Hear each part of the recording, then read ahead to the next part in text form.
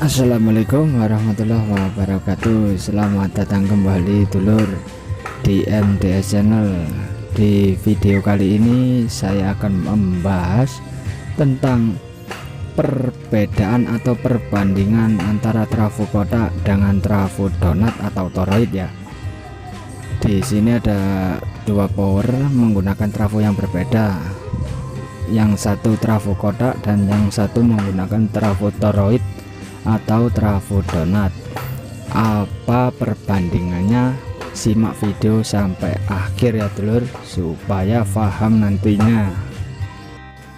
Oke dulur, jangan lupa ya dukungannya dengan cara like dan subscribe, supaya saya lebih semangat lagi berbagi ilmu tentang dunia elektronik dan lain-lainnya. Jangan lupa yang sudah subscribe, saya ucapkan terima kasih, semoga diberi kelancaran rezekinya dan dimudahkan segala urusannya, amin. Bagi sebagian orang pasti bingung menentukan pakai trafo donat atau trafo kotak dan apa saja keunggulannya masing-masing.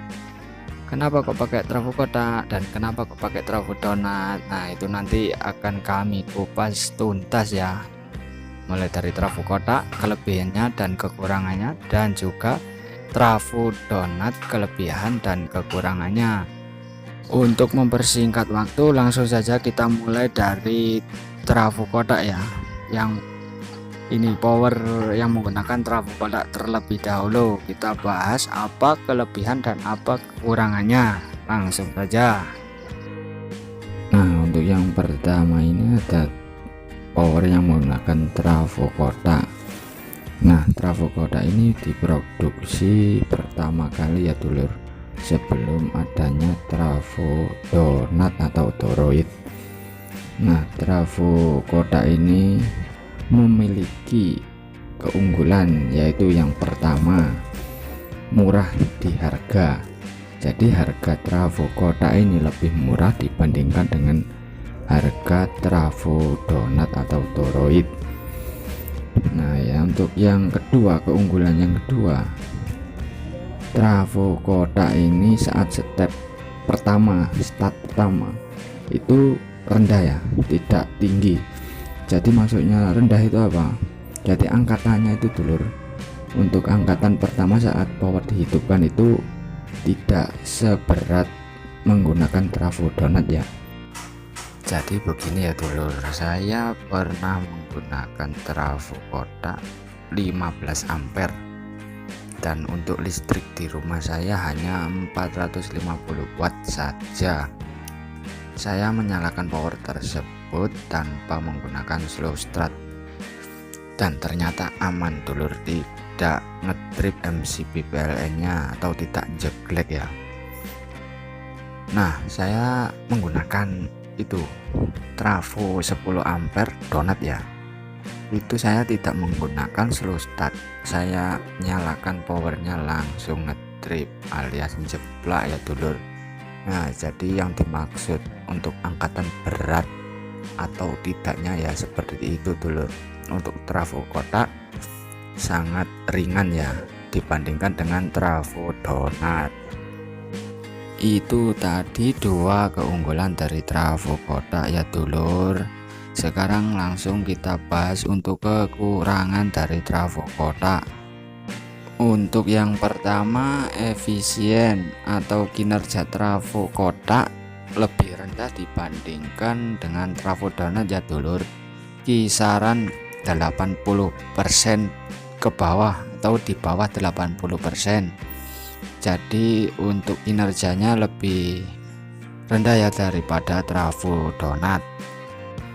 Untuk yang kedua, trafo kotak lebih berat dibandingkan dengan menggunakan trafo donat, karena trafo kotak masih memakai inti besi yang menjadikan trafo tersebut berat ya dulur. Untuk yang ketiga, untuk induksi dari trafo kotak ini lumayan tinggi menurut saya. Apa yang dimaksud dengan induksi? Nah, induksi ini jika kita merakit menggunakan trafo kotak tidak pintar-pintar mengatur posisi trafo tersebut akan menimbulkan suara noise atau dengung ya, biasanya itu. Pokoknya pintar-pintar untuk mengatur tata letak trafo jika menggunakan trafo kotak. Untuk yang keempat, untuk trafo kotak ini menurut saya mudah panas ya dulur, dibandingkan dengan menggunakan trafo donat. Dan untuk yang kelima ini, trafo kotak memakai 4 baut ya dulur ya, dibandingkan dengan trafo donat yang hanya menggunakan 1 baut saja.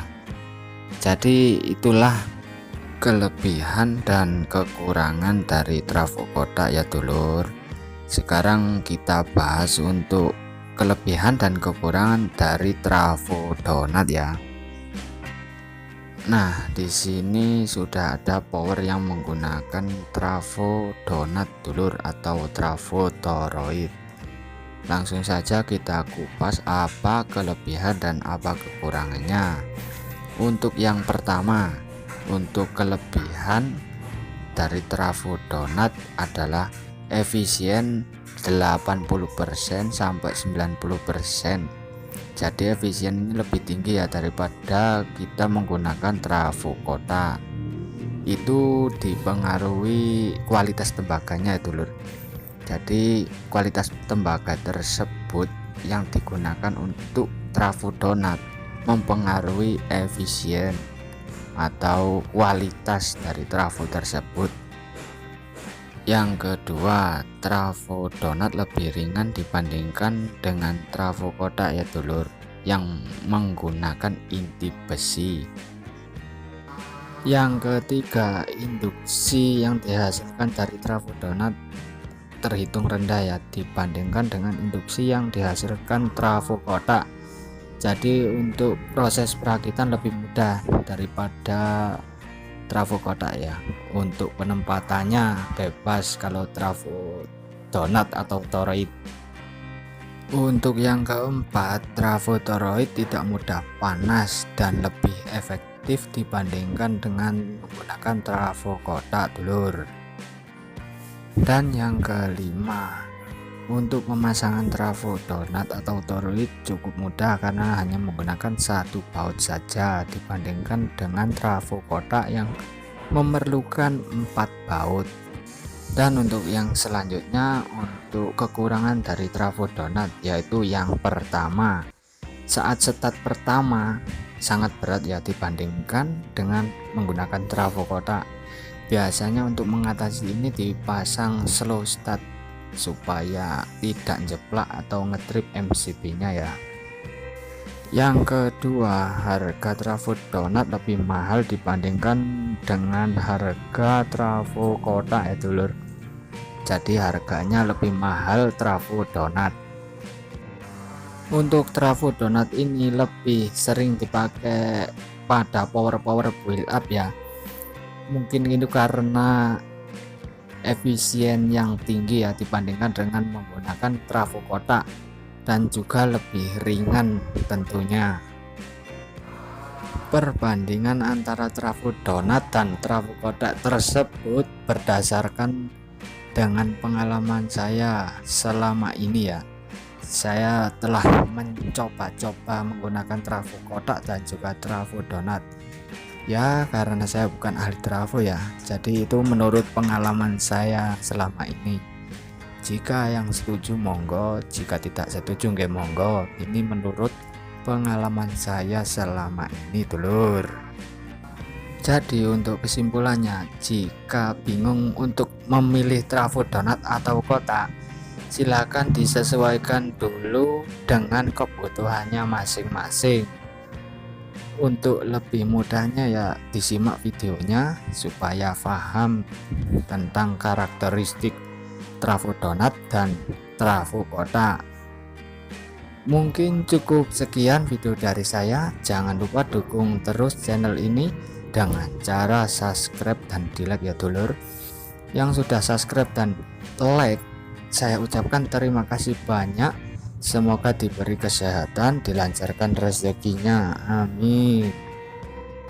Mungkin cukup sekian video kali ini, ditunggu video selanjutnya nggih dulur. Terima kasih yang sudah menonton sampai habis. Wassalamualaikum warahmatullahi wabarakatuh. Monggo dilanjut.